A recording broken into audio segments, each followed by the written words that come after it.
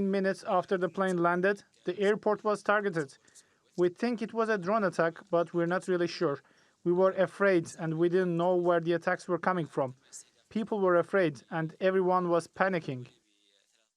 Nabeel Nowairah, he joins us now live from Washington, D.C. Welcome to the programme.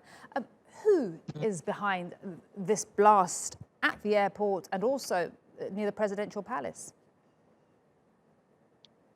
Well, it's not clear who is the perpetrator of the attack until now, but we know that the explosion resulted from a strike.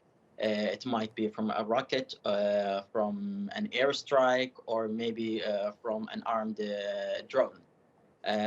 However, I think this is not the main point here. I think the point is the conclusion that the Riyadh agreement that is pushed strongly by Saudi Arabia, mainly by Saudi Arabia, is failing, and the Yemeni parties, Riyadh.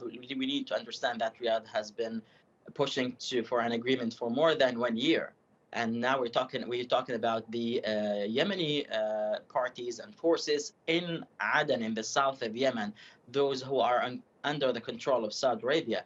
However, they failed to have an effective agreement for more than 1 year.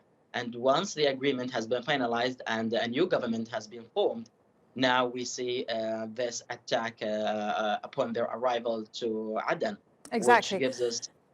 And that was my next question is, of course, the why, because this cabinet was formed on December the 18th, I mean, just days ago last week. But let's talk a bit more about why, because the Prime Minister, Abdul Malik Said, who was on that plane, he insists the plane was the target of the attack as it was supposed to land earlier. So tell us more about why it seems that this newly formed cabinet was targeted.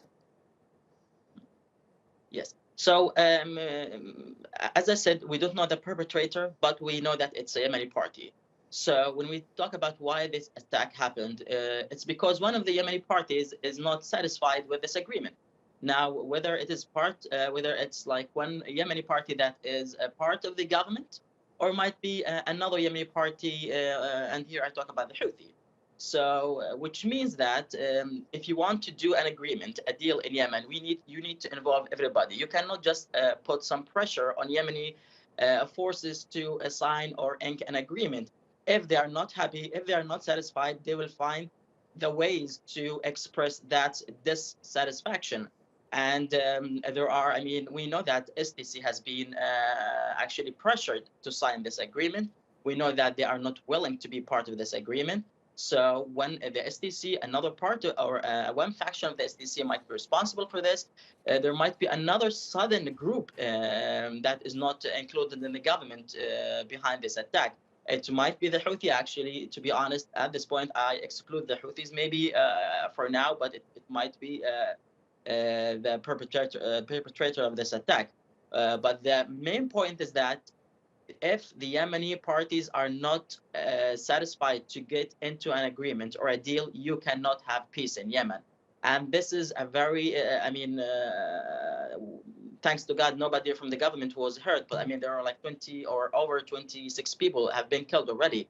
But this is a signal that if there's no agreement that involves all the Yemenis, we will not see peace in Yemen. And this is, I think, a very clear, a very strong message, and indicates that Saudi Arabia, by having pressure or putting pressure on some Yemeni parties, will not be successful. Okay. Yemen is not... Nabeel, let me jump in. So how do we get that agreement by all those factions and make those who aren't happy? Well, I mean, first of all, the STC does not recognize Hadi as the president. I mean, they don't want to be the part of the government anyway. They want to have their independent country. So it's only under Saudi Emirati pressure they agreed to be part of it. So this is one thing. So there's no way you can make the STC actually happy without having their own independent state. The Houthis, I mean, if they are behind this, which I do not think so, are sending a message that you cannot just have a Yemeni government and just ignore the whole north.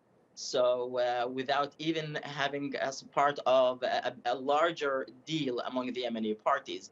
Also, as I said, if a southern group, other than the SDC, of course, we need to understand that the SDC controls only a small part of the south.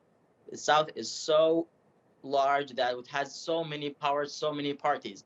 If those are not included in the government, we will not see a peace in Yemen. So it is difficult unless you bring everybody on the table without having the pressure and having everybody put their terms and then find a compromise between, among all the Yemeni parties.